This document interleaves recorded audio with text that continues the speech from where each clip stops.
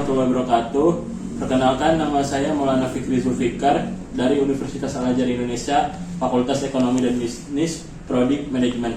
Di sini saya akan mewawancari salah satu narasumber tentang wakaf untuk memenuhi tugas nilai akhir semester mata kuliah Kapital Selekta Ekonomi Islam.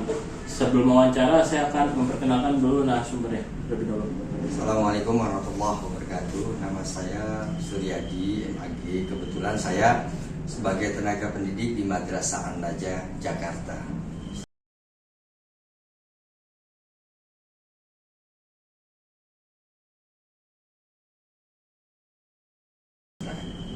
Pak, untuk yang pertama saya akan bertanya, apa itu wakaf?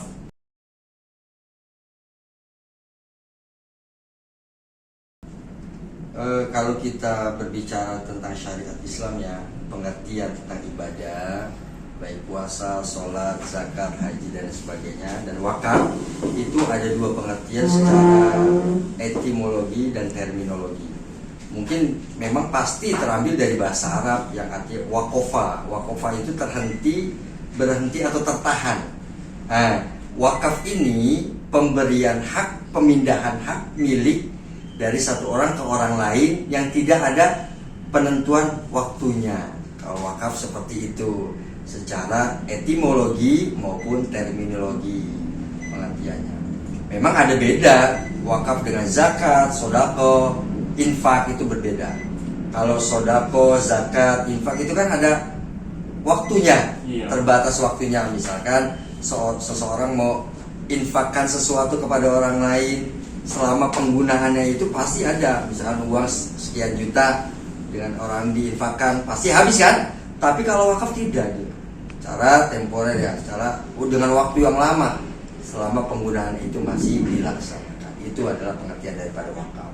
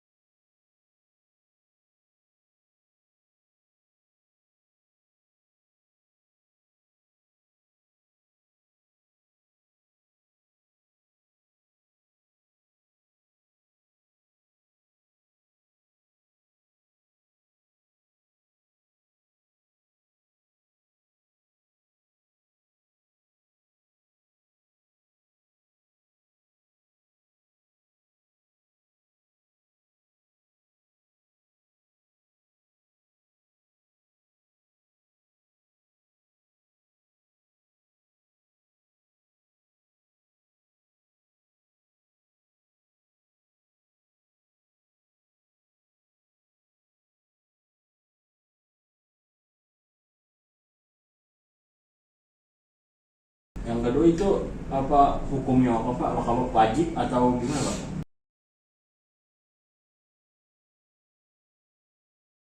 Wakaf ini kan hukumnya hukum daripada wakaf itu hanyalah sunnah, ya kan? Ketika orang mau mewakafkan sesuatu kan boleh-boleh saja, tidak juga tidak apa-apa kan gitu ya kan ya. Nah, cuma memang dianjurkan lah kalau kita bergelimpangan harta mewakafkan harta kita gitu kan ya, atau lahan yang kita miliki banyak, kita mewakafkan sebagian, alangkah baiknya buat investasi tabungan kita di akhirat nanti.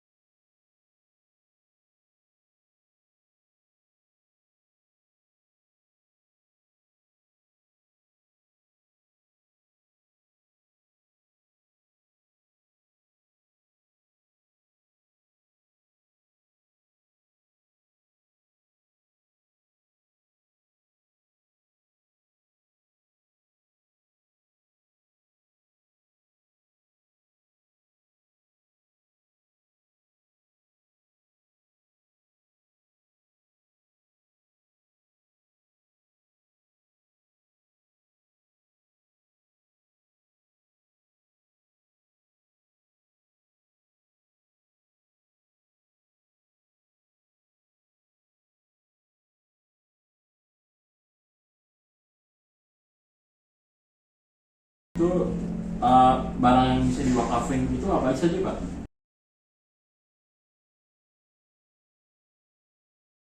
Macam-macam ya, untuk wakaf itu macam-macam. Tapi yang memang di kita yang sudah biasa kita lihat itu adalah misalkan sebuah lahan, lembaga pendidikan, yayasan, masjid, musola dan lain sebagainya lah, yang pemanfaatannya itu bisa digunakan secara menyeluruh.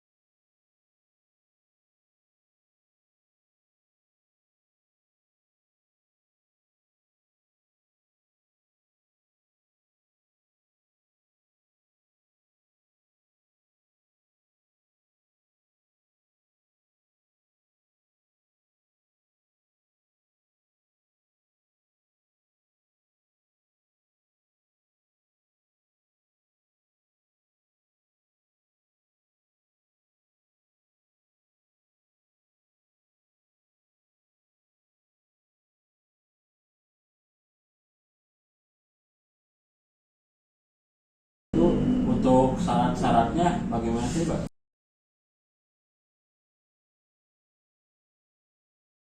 Mungkin pertama adalah sesuatu yang diwakafkan harus hak milik penuh ya. Kedua adalah ada muwakif dan ada nazir ya, yang diserah terimakan atau orang yang bertanggung jawab untuk menjalankan wakaf tersebut. Contoh misalkan kamu diwakafi misalkan sebuah lembaga pendidikan, sebuah yayasan, maka kamu harus bertanggung jawab. Kamu bertanggung jawab mengelola wakaf tersebut.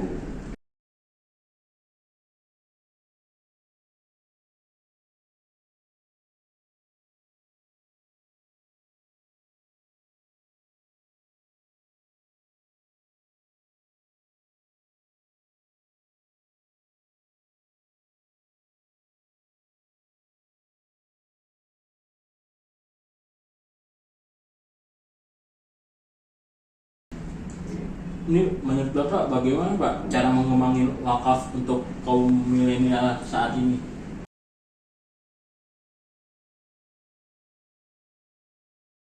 Banyak ya, banyak mungkin terobosan-terobosan sebagai kamu sebagai pemuda nih yang kreatif, inovatif. Yang pastinya satu adalah butuh banyak pengalaman, butuh kecerdasan, banyak membaca. Nah, kan banyak di Indonesia ini kan ada badan pewakafan ya, badan pewakafan. Mungkin ada lahan-lahan yang mati, memang wakaf tersebut belum dijalankan karena apa? Kurangnya keberanian untuk menjalankan hal tersebut karena terbentur oleh undang-undang atau peraturan. Kedua, kurangnya pengalaman untuk menjalankan, memajukan wakaf tersebut. Ya karena itu pesan saya, banyak-banyak pengalaman, apalagi terkait dengan ekonomi Islam ya.